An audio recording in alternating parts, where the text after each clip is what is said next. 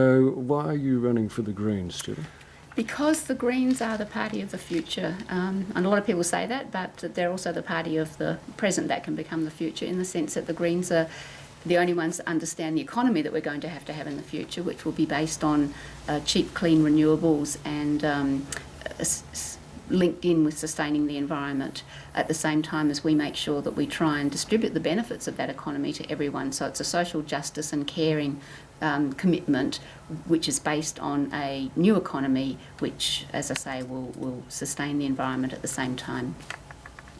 And I'm running particularly in Mandurah for two reasons, partly because I can see that there are things of value to be done in Mandurah to make it a city that's can realise its full potential. It's a beautiful place, but it's suffered enormous pressures with population growth and lack of resources being placed in to sustain that population growth. It's very unequal social incomes in Mandurah. There's been a population that's been sort of a retired population that's been fairly well off, but there's been a number of young single mums and other people struggling on social support coming into Mandurah, and that, you know, in a social inequality like that is really hard to deal with. It's almost easier if everybody's poor or everybody's rich, but when you're trying to deal with that inequality in income, it's very difficult. The other reason that I'm running for Mandurah is that I really want to see Giz Watson get her seat in the southwest. I think it would be a tragedy, actually, for Western Australian politics if she's no longer in the Legislative Council. She's so hardworking and so committed and so passionate. She'll look after every single person who comes into her office with a particular need. The office responds to, and she responds to. She works really hard to allow local communities to make sure that they preserve their amenities and deal with their local issues. And she's right across all the big issues, the social infrastructure, the environment, and all of those issues. So yeah, the Southwest is very lucky to have a shot to have her, and we've got to make sure that we take that opportunity. What do you think are the main issues for Mandurah, Chilla?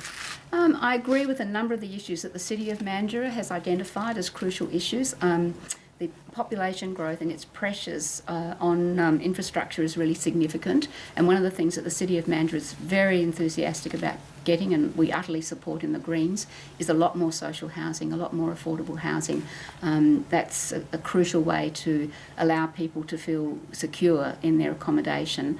And we're also in the Greens, we want to put solar panels on the roofs of all of the affordable community housing that there is in Western Australia, thereby reducing electricity costs and greenhouse gas emissions. So it'll be a double benefit for Mandurah and for Western Australia if we get a lot more social housing. The population of Mandurah has doubled, almost doubled in the last 12 years. It's in the biggest growth corridor, I think, in Australia, actually, that sector down Mandurah way. So it's made a huge impact on people, and they're really suffering. Another thing that's really important for Mandurah, and is also part of the infrastructure, is an improved rail system. It must be so frustrating for Mandurah people to know that they've got this fabulous rail system virtually at their doorstep. Not quite, so that's one of the problems, is you've got to get to it by buses rather than by light rail. But if you don't get there on time in the morning, you can't get on the train, or you're crowded on these trains with other people. So it's almost worse in a way to have something held out to you that you can't use than to not have it at all. But what I'm really saying is it's a fabulous resource, and we've just got to maximise it with a lot more trains, some more train stations, more access to the Mandurah railway station that is there, partly through better parking facilities, but more innovatively and much less costly would be better bike paths and encouraging people to walk and that kind of thing as well. The multi-storey car parks, which are really the only solution now in these places, are very expensive to build, and that means that the money goes from other things that are really needed in Mandurah. So the Greens have just released a bike plan to encourage a lot more bike transport, which is healthy and fun as well, not in 40-degree heat, but on good days, and there's lots of good days in Mandurah.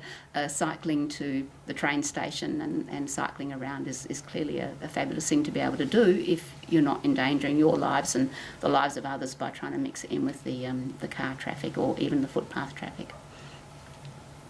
It's also really important for Mandurah as a community that young people can feel that they have a future in that community rather than necessarily having to leave or work elsewhere.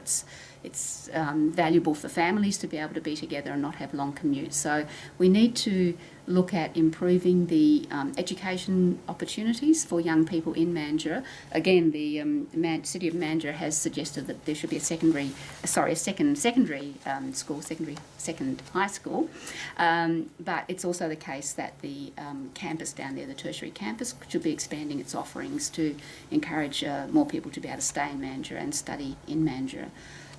The other thing that, and again, the City of Mandurah is to be congratulated for this, they're looking at ways to increase employment opportunities by trying to encourage more co-location of government services that support Mandurah down in Mandurah itself, so that would increase the white-collar employment there, and that also encouraging the expansion or the development of the industrial estate down there, and again that would require government support, and we'll be pushing for these things that, as I say, allow young people to stay in Mandurah, to be to find it a place that they can get the rewards that they need in their own life, and hopefully make Mandurah a city of the future for them, as well as the older people. The other thing that's really important, and probably everybody in Mandurah will be aware of this and care about this, is the water, not just the ocean, but also where it comes in as the Peel Inlet. And at the moment, there's a group of volunteers who are struggling to preserve that. And I mean, there's a lot of volunteers and a lot of different groups who are doing that work, and it's just fabulous work.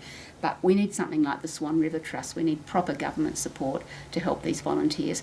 When you've got a lot of volunteers putting in lots of unpaid hours, you actually don't need very much government money to turn that into, you get a multiplier effect. You get a lot more from those people's volunteer hours often with just a little bit of money, as opposed to when they're struggling to raise small sums of money but spending a lot of hours and time and energy on that, when they could actually be spending their time and energy on doing the work that preserves the inlet. So we'll be pushing for that, and that's the kind of thing the Greens can make happen. We can't always change the economy overnight because we're not yet in government, but we can make those little things happen for communities if we get elected, if we have the balance of power, and we can then push in the upper house to bring about those changes. So I really am looking forward to a Mandurah for everyone for the future, and where people can go on enjoying the beautiful environment of Mandurah.